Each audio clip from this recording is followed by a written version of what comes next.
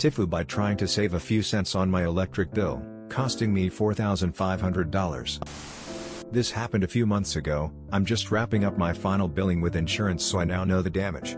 I bought a house last year. It's an old house, per Midwest USA standards, with a long skinny unfinished basement. The only thing down there is the water heater because it's kinda damp and scary down there. I don't even like to go there during tornadoes. The old owner of the house told me that the light has to stay on because it's connected to the sump pump. I had the light on for about 6 months and then we had a dry spell.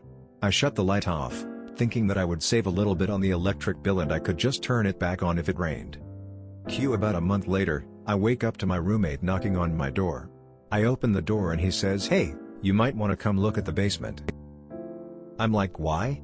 It's 2 a.m., why would I possibly want to come look at the basement?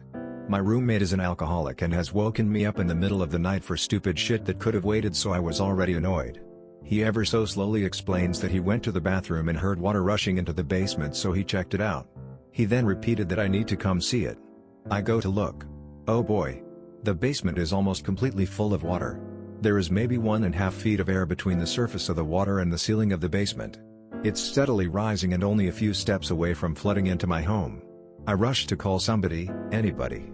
The fire department wouldn't come at first because they thought it was rainwater, but I said I was pretty sure it was a pipe and they came to shut off the water main. A man had to come pump out the water, which took all day. After everything was cleared up, I could see what happened. The rain came in but the sump pump couldn't kick on. The rain got too high and made the water heater shift.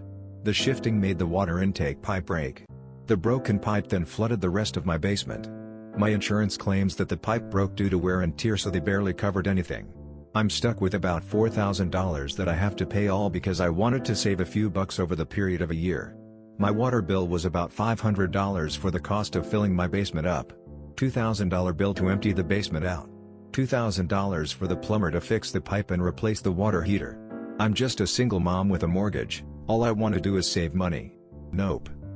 DL, doctor, shut off the basement light to save on electricity bill, but the switch also runs the sump pump. Rainwater came in and knocked over hot water heater, breaking the water pipe and flooded my basement. Bills are about $4,500. Edit. People, please note the sub. I posted this here because I realized that I fucked up. Yes. The switch should have been left on. Yes. I spent far more money for my fuck up than I would spend on the light. Yes. I should look into getting the sump pump put on its own breaker. I have $4,500 worth of hindsight now. I appreciate advice and helpful information, but I was just sharing a big mistake that I've made. I would say call an electrician and have them separate the lines. But I think you have enough bills right now. Unscrewing the bulb would have been an option, especially since it seems you rarely use the basement. Even buying a low lumens LED would probably have worked. Should have just accepted that you had a new pool. I would appeal the insurance company's decision on the use of the burst, assuming the fire department wrote up a report that may be good evidence for you that all of it was weather-related. And if a lot of people were impacted, they classify the claim as bundled into a catastrophe, so your rates won't go up either. Even though you have already paid, you should be reimbursed by them. Lots of cities' water utilities have forgiveness for these types of situations. If you haven't already, call your water company and ask if there's forgiveness. Let them know a pipe broke. They may be able to help you out. While the NEC doesn't call out for your sump pump to be on a dedicated circuit, many local jurisdictions do. Personally, I'd rather treat it like a smoke detector. That it should be on a common light circuit, so if that circuit trips, you'll know because your hall light, or another, doesn't turn on. A sump pump should never be on a switched circuit.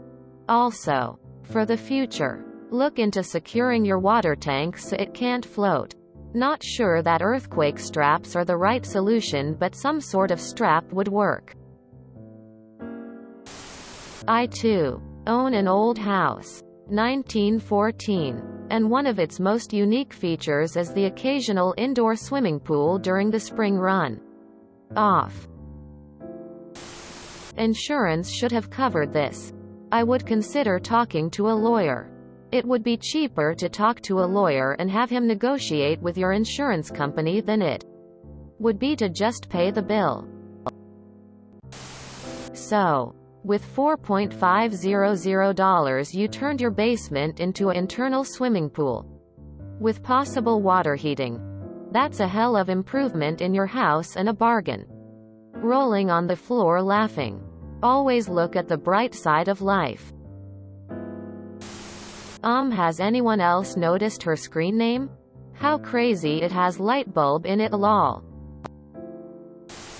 LPT. I know this is tough to handle. But in the future, as a homeowner, find a way to get comfortable with all areas of your home. Even the creepy crawly bits. Even just walking around the outside of your house a couple times a month and just staring at it can help you spot issues before they become much more expensive. Going in the basement should happen at least once a month so you can get a good baseline of how things should look, so you can notice things change. Code requires sumps to be on a dedicated circuit where I am. Shame on whoever installed it, even if it's an old build. Besides, lights should be on their own circuit so that if an appliance trips a breaker it won't leave you in the dark. He told you they were connected. Listening to the previous owner when it comes to electrical matters is always more important than saving money. You do realize that that bulb probably only costs a few cents a month in electricity. Ouch, this hurts to even read. I'm sorry you have to deal with this. Next time, rent a pump. $2,000 to pump a basement is piracy. 1. Insurance companies like to say no when they are supposed to say yes. Appeal their decision cause it sounds like a BS excuse.